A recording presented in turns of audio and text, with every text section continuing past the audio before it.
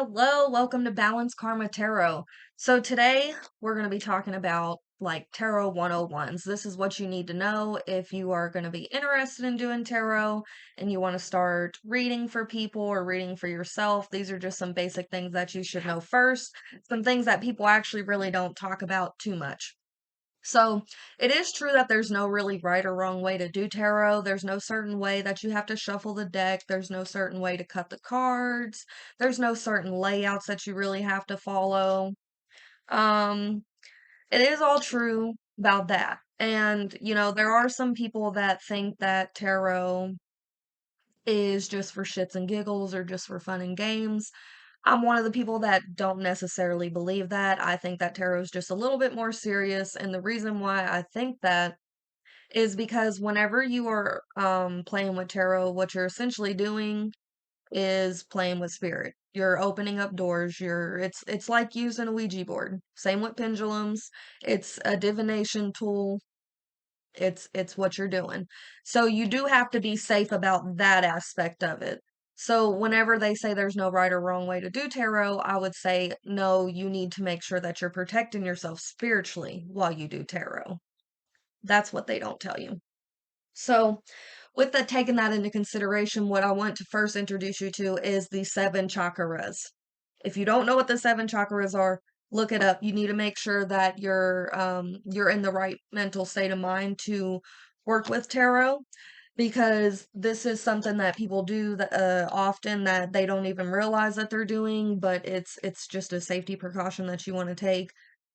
You need to really look at yourself and think of what you have to offer for tarot. Are you coming into tarot because for good reasons or bad reasons, I guess? Like if someone comes out and they want to start working with tarot and overall their mental state is pretty good, they seem emotionally stable, they're mature because you don't want these irrational people, immature people out here messing with the spiritual realms because what they do is they attract exactly what they are.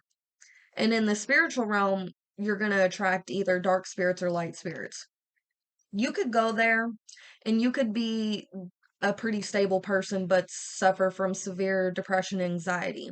And you can go into the spiritual realm or into tarot or the Ouija board or the pendulum and you can call on a spirit or an angel, whatever you want to call on. Doesn't necessarily mean that's what's going to come for you, but you can call on it. That's one of the safety precautions you want to take. What I'm trying to say is, whenever what you are on the inside, you can't put a mask on that. So, whenever you go into the spiritual realm and you're calling out to these spirits out of sorrow, out of vengeance, out of jealousy, whatever it may be, even though you're not initially coming for that or asking for that, that's what you're going to attract. You attract what you are. Okay. And, some people this can put dark entities onto them. And you really need to make sure you're closing and opening with prayers. That's going to help. And me personally, with my religion, I call on God, my Father God, the one and only. I don't call on other spirits or goddesses and gods. I don't do that. Most I'll do is call on Archangel Michael. And Archangel Michael's good for clearing out negative energies in your field. Um, if you're not following what I'm saying, then you're probably not ready to start actually working with tarot. Sure, you can, no problem, but you just open up the door and you basically invite those spirits in. And if you don't know how to deal with those spirits or get them off of your back, then you could just have a life of not really misery, but just misfortune and bad luck. Demons are not gonna show their face to you as a demon unless you're absolutely fucking petrified of that because demons know how to work on your fears. So you really want to be careful in what you're doing, and if this sounds like something that you're not ready for, take it serious because it is something that you need to prepare yourself for. You need to prepare yourself. You need to heal yourself from traumas and you need to have an open mind and go into it with nothing but positivity if you want to get out messages that are going to resonate with people and that are going to actually help people. If you go in there for the wrong reasons, it's very, very easy for that dark energy or entity to latch onto you and to infiltrate every single one of your reads and make every single one of your reads illegitimate to hurt other people, because that's what demons like to do. They like to cause chaos.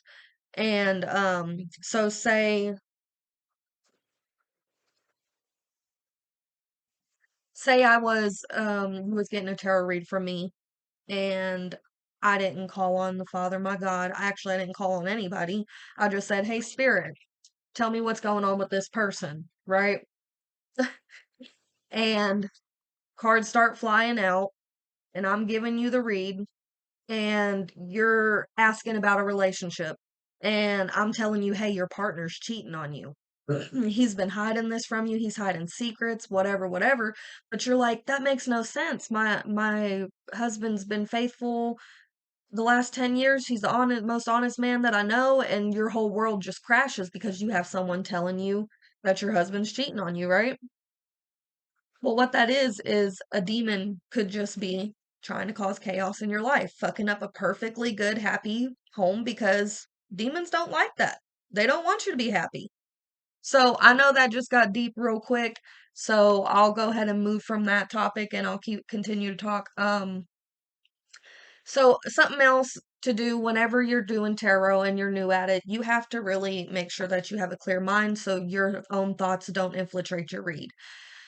So if you have someone that's coming to you and they're freaking out, they're absolutely a mess and they're upset, they're crying, you have to calm that person down because their feelings will definitely infiltrate your read. They can overpower your read 100%. A lot of times if you have strong fears or doubts or whenever you're emotional, it's not good to go to the cards because your emotions will reflect onto the cards. And tarot is good for fortune telling and advice and this, that, and the third, but you have to be mindful of what you're doing and what energy you're putting onto the cards and what that person is putting onto your cards. Okay? So you really want to make sure that whenever you go into it, your person or your client isn't having a fixed outcome already. Just make sure what you can do is kind of just calm them down a bit, help them breathe, do a meditation with them, put on some meditation, sage that hoe. Sage that hoe. You know what I'm saying?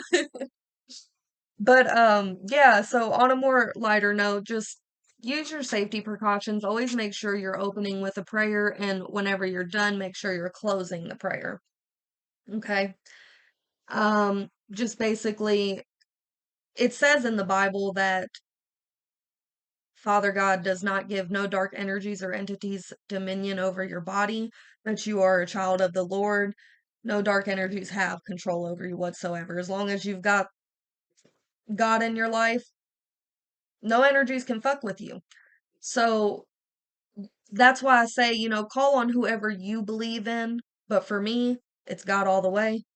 So, you know, a lot of people, they'll call out to their higher self.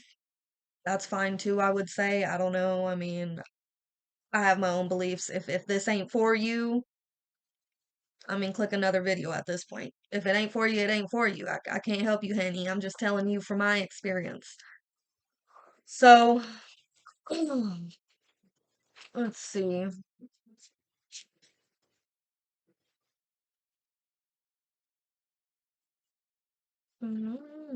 So, some ways that you can also protect your energy and yourself is through stones. I like using stones, crystals. I've heard good things about crystals, but I've also heard some negative things about crystals. I won't go into that because I think I've demoned y'all out enough. Um, so I mean, like for me, I will use sage. I believe it's called Palo Santo or Palo something. I've never been able to say it right, so that's besides the point. Um, I also have this right here. This is called a singing bowl. This will basically just clear out any negative energy in the aura or in the room or whatever. But then you just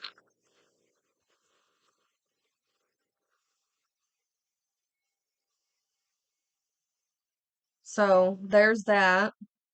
Now, something else that I use is like some protection mist. I've got a couple of these here that I use, but this can just kind of just for extra protection, just for nothing to really infiltrate the reed, things like that, but really you just can spray it on your hands or spray it around your altar, your area that you're going to be reading at. You can always light candles too. Like I usually always burn a white candle or incense. Incense are good. Um, prayer's number one for me. Always 100% prayer is what I would always say. Me myself, I wear rings. I wear rings, I wear necklaces. I mean, this is just stuff for me. Like this right here, I wear every day, all day. This is my prayer necklace. So, I mean, just whatever helps you. And, just make sure you're taking the safety precautions. A lot of people, they say, oh, it's not that serious. It's just tarot. No, essentially it's opening a door, essentially. And if you don't believe that, you don't believe with what I'm saying, that's fine. You're 100% allowed to have your own opinions. It's just what I believe. I've been there, I've done it, I've played with cards. I've seen reads be infiltrated. Some of my reads have been infiltrated. Reads that I hear online sometimes will be infiltrated. It'd be the right energy, but it just won't be facts. It'd be infiltrated. Same with this. I know my own energy. I know the people around me, their energy, and I know whenever shit looks weird. And not only that, but the read won't be consistent. You can tell it's infiltrated. You know what I mean? So just, if you're not ready for that with the Tarot 101 type thing, that's essentially before you start this journey because it is a long journey. You've got so many different meanings with the cards. Each card, this card right here could have several different meanings. This is a travel card. It is a manifestation card. It's about progress, success coming in. It's a travel card, which I don't know if I said that or not already. But with that, also reverse, there's multiple meanings behind it. Reverse, there's blocked meanings. There's fucking so many. So, I mean, tarot is not just a one step kind of thing. Not only that, but with all of the major arcanas, there's lessons attached to those cards, life lessons attached to those cards. There's zodiac implies with it, numerology applies in it, the colors, like anything and everything. Anything with the symbols, the numbers, the way the numbers go up, where they go down, where you're at in your journey. Like it's a whole thing. So if you really are interested in tarot, you need to know the basics of, hey, if you're going in it for the right reasons, check yourself. Heal any traumas and go there the correct way. Be mindful of infiltrated reads. That's why whenever you start reading first, do it on people that you know or yourself. Because you don't want to give people bad reads. You know what I'm saying? So there's that. If you guys enjoyed this video, please give me a like and subscribe.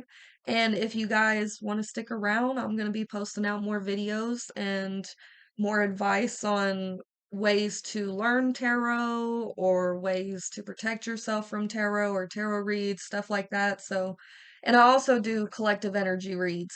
So if you want to check that out, I will also have contact information on my community page for my YouTube channel on ways to get a hold of me if you would like to book a personal read with me. So that is an option. And thank you for stopping by my channel. Have a good day.